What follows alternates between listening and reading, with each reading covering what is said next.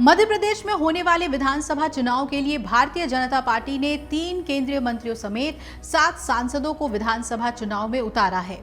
इसमें मुख्यमंत्री पद के 3 मजबूत दावेदार शामिल हैं। ऐसे में सवाल उठता है कि यदि एमपी में भाजपा की सरकार बनी तो इनका क्या होगा। दरअसल भाजपा ने हारी हुई सीटों पर कब्जा करने के लिए 3 केंद्रीय मंत्रियों समेत 7 सांसदों को विधानसभा चुनाव में उतार दिया है। इससे राष्ट्रीय राजनीति में इनके करियर पर बड़ा सवाल या निशान लग गया है। सरकार बनने के बाद क्या ये दिल्ली लौट जाएंगे? यदि दिल्ली नहीं लौटे तो राज्य की राजनीति में इनकी भूमिका क्या रहेगी? भाजपा ने 3 किश्तों में अब तक 79 उम्मीदवारों के नाम घोषित कर दिए हैं। इनमें 3 केंद्रीय मंत्रियों समेत 7 सांसद और राष्ट्रीय महासचिव कैलाश विजयवर्गीय का नाम शामिल है। भाजपा ने केंद्रीय मंत्री नरेंद्र सिंह तोमर को मुरैना की दिमनी, केंद्रीय मंत्री प्रहलाद पटेल को नरसिंहपुर, राष्ट्रीय महासचिव कैलाश विजयवर्गीय को इंदौर क्षेत्र क्रमांक 1, केंद्रीय मंत्री फग्गन सिंह कुलस्ते को निवास, सांसद राकेश सिंह को जबलपुर पश्चिम और सांसद गणेश सिंह को सतना और सांसद ऋति पाठक को सीधी से विधानसभा का प्रत्याशी बनाया है। केंद्र की राजनीति करने वाले चेहरों को राज्य की राजनीति में उतारा गया है। भाजपा का ये कदम न केवल कांग्रेस बल्कि तमाम राजनीतिक पंडितों को भी चौंका रहा है। सवाल यह है कि पार्टी के इस निर्णय के पीछे की कहानी क्या है।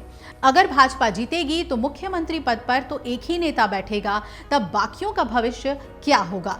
इसे लेकर अलग अलग कयास भी लगने शुरू हो गए हैं। मध्य प्रदेश विधानसभा चुनाव 2023 टक्कर का होने वाला है। इसे डैमेज कंट्रोल के तौर पर देखा जा रहा है। पार्टी में नए नेताओं के आने के बाद पुराने नेताओं की पूछ परख कम हो रही है और टिकट बांटने को लेकर भी नाराजगी और असंतोष है।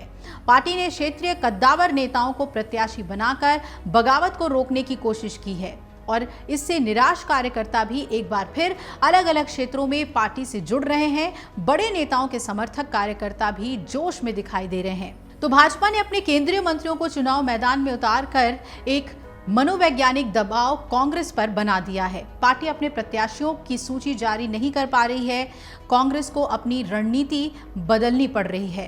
भाजपा अभी और सांसदों को चुनाव मैदान में उतार सकती है, ऐसी भी खबरें आ रही हैं और इसी वजह से कांग्रेस अब भाजपा की अगली सूची का इंतजार कर रही है। भाजपा के दिग्गजों के कद इतने बड़े हैं कि यदि चुनाव जीतते हैं तो मुख्यमंत्री या उप मुख्यमंत्री बनेंगे। प्रदेश में सिर्फ मंत्री नहीं बनेंगे, प्रदेश में लंबे समय से मुख्यमंत्री के साथ 2 डिप्टी सीएम बनाने की चर्चा चल रही है और इस पर कुछ नहीं हो सका। भाजपा का फोकस जीत पर तो है, इसलिए ही वो कुछ भी करने को तैयार है। केंद्रीय मंत्रियों को पार्टी ने उनकी सीट के साथ ही जिले की बाकी सीटें जिताने की जिम्मेदारी भी दे दी है। यदि पार्टी जीतती है तो 1 या 2 के बड़े पद देकर प्रदेश में उन्हें रखा जा सकता है। बाकी अच्छा प्रदर्शन करने वाले नेताओं को इस्तीफा दिलाकर दोबारा लोकसभा चुनाव लड़ा सकती है। भाजपा ने अब तक 79 सीटों पर अपने उम्मीदवारों की घोषणा कर दी है। इनमें से 76 सीटें पार्टी पिछली बार हार गई थी। केंद्रीय मंत्री प्रहलाद पटेल और सांसद ऋति पाठक को पार्टी ने जीती सीटों पर उतारा है। वहीं नरसिंहपुर में प्रहलाद के विधायक भाई जालम सिंह पटेल की रिपोर्ट सर्वे में ठीक नहीं आई थी। सीधी पेशाब कांड के कारण केदारनाथ शुक्ला की टिकट कट गई। वहीं बाकी केंद्रीय नेता और सांसदों को पार्टी ने हारी सीटों पर उतारा है। भाजपा के एक वरिष्ठ नेता ने जानकारी दी कि कई मंत्रियों के टिकट कट भी सकते हैं। कुछ के खिलाफ क्षेत्र की जनता नाराज है। वहीं कुछ ऐसे मंत्री भी हैं जिन पर भ्रष्टाचार समेत अन्य आरोप हैं। कुछ मंत्रियों के रिश्तेदार भी टिकट की दौड़ में हैं। एक परिवार एक टिकट के फॉर्मूले के आधार पर मंत्रियों के टिकट काटकर उनके किसी रिश्तेदार को चुनावी मैदान में उतारा जा सकता है। पार्टी को डर सता रहा है कि यदि टिकट कटने के बाद ऐसे मंत्रियों या विधायकों को संतुष्ट नहीं किया जा सका तो बागी खेल बिगाड़ सकते हैं। आपको बता दें कि मध्य प्रदेश विधानसभा चुनाव की तारीखों का कभी भी ऐलान हो सकता है और जानकारी है कि मध्य प्रदेश में विधानसभा चुनाव नवंबर या दिसंबर में हो सकते हैं। इससे पहले ही राज्य में चुनावी पारा चढ़ा हुआ है। दोनों ही दल भाजपा और कांग्रेस चुनाव प्रचार में जुटे हुए हैं। अमर उजाला अब आपके टीवी पर भी।